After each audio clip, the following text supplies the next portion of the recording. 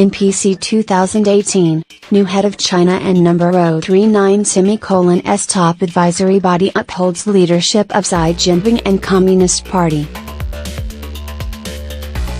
Beijing, the new head of China's top political advisory body has stressed the leadership of the Chinese Communist Party, CCP, over the country even as the party under President Xi Jinping has strengthened its grip on power.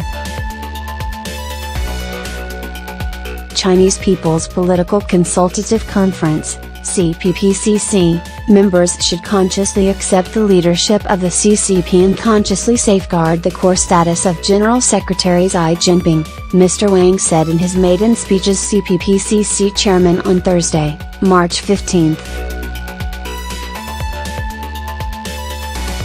He said the CPPCC's founding shows that China's various political parties, sectors of society and nationalities had chosen the CCP's leadership and that 70 years of practice shows this choice was correct. The CPPCC came about after the CCP, close to victory in its civil war against the Kuomintang, invited 8 political parties to a meeting of the same name in September 1949. It was at this conference that it was agreed to establish the People's Republic of China.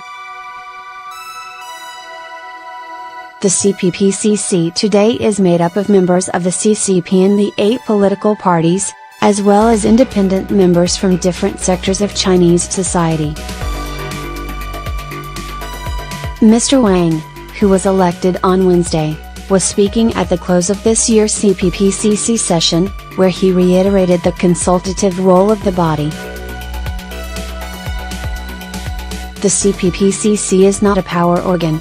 It takes part in politics but not in administration, gives advice and not make policies, supervises rather than enforces, and works through negotiation, said Mr. Wang, who is no.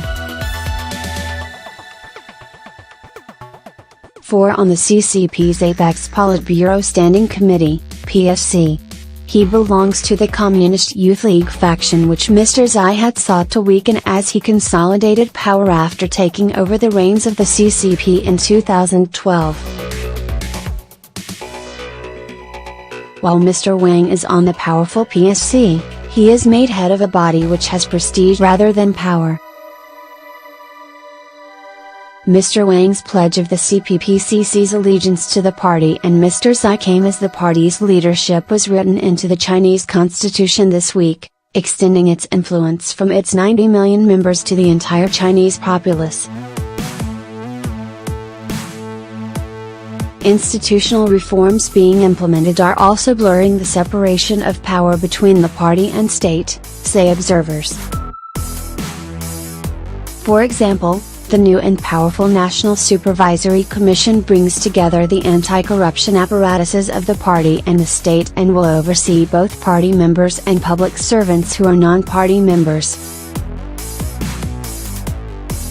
The CPPCC gathers some of the country's best talents from cultural workers to entrepreneurs to scientists and think tankers.